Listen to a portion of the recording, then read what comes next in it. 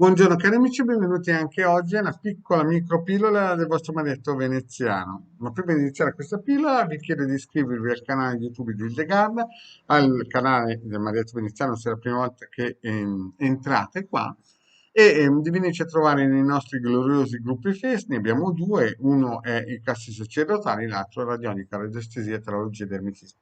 I link, mi raccomando, sono sotto in descrizione.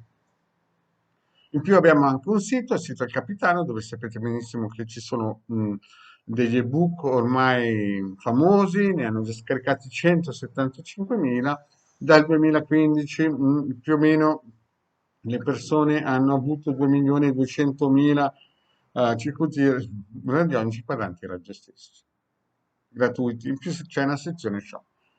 Bene, parliamo un po' oggi di un tema un po' caldo, un po' che non è il Green Pass. Ormai abbiamo capito cos'è il Green Pass, chi si vuole vaccinare bene, chi non si vuole vaccinare meglio, perché queste cose sono cose estremamente personali, ognuno può decidersi sulla propria pelle il rischio che deve correre. E invece voglio parlare di qualcosa che sta a cuore a molte persone che ci contattano, cioè il sentimento amore. Alcuni ci chiedono dove ho sbagliato, altri ci chiedono se sono stati fatti degli interventi magici dalla concorrenza, altri ci chiedono se è questione di karma, se è il DNA.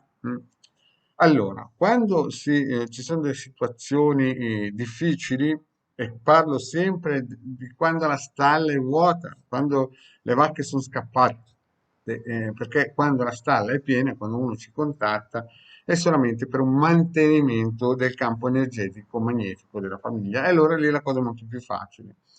Ma quando ci contattano persone in cui magari gli è scappato l'amato, gli è scappata l'amata, no? Per vari motivi, che generalmente quando scappa vuol dire che non si è capito bene come gestire la situazione. Allora, a quel punto lì bisogna fare un'indagine seria, un'indagine profonda, che chiaramente non è una panacea, non è che risolverà il caso, ma si capisce più o meno l'andazzo, il tiro, ci si può orientare perché alcune volte magari entra in scena una donna, ma magari la donna è solamente al punto dell'iceberg, magari sono stati i genitori, gli amici, lo zio, il cugino geloso e tante cose variabili che non si conoscono, che hanno fatto rompere la coppia, e poi entra l'amata di turno che ruba il marito o l'amato di turno che ruba la moglie, no?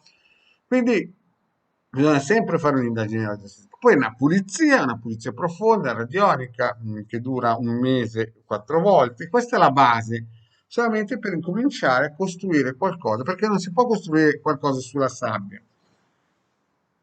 E poi si iniziano con delle proiezioni di progetti, no? Si fa un progetto, ad esempio, si calcola quanti riti propiziatori per, ad esempio, toglierlo da queste maldicenze, questi influssi malefici magari dai genitori o influssi magnetici magari fatti da altri operatori e quant'altro, e poi bisogna ricostruire l'unione. Ma signori miei, queste cose non sono dei giochi, no? Perché, capite, costruire una famiglia ci si mette magari 30 anni, ma distruggerla è un attimo, no? Quindi, quando queste cose avvengono, bisogna impegnarsi anche a livello economico. Quindi, se ci contattate, non è che dovete pensare che noi accendiamo il cielo del supermercato e vi ritorna l'amato su un cavallo bianco. Anche perché ci sono queste variabili, ma anche altre variabili che non si conoscono.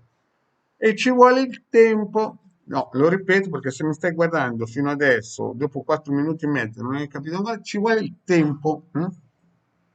Che queste operazioni vengano, no, come si dice, non fatte perché vengono fatte, ma crescono, diciamo così, no? Si sviluppino perché è come un seme e quindi ci vuole pazienza, oltre che una forte dose economica, ci vuole pazienza. Certo che se uno gli è scappato il marito che guadagna 60.000 euro al mese, è chiaro che l'investimento dice, vale a candela. Ci sono persone che effettivamente non hanno un marito a 60.000 euro al mese, ce l'hanno da 3.000 euro e quindi cercano anche loro di rifar ritornare nell'ovile la volpe che è scappata.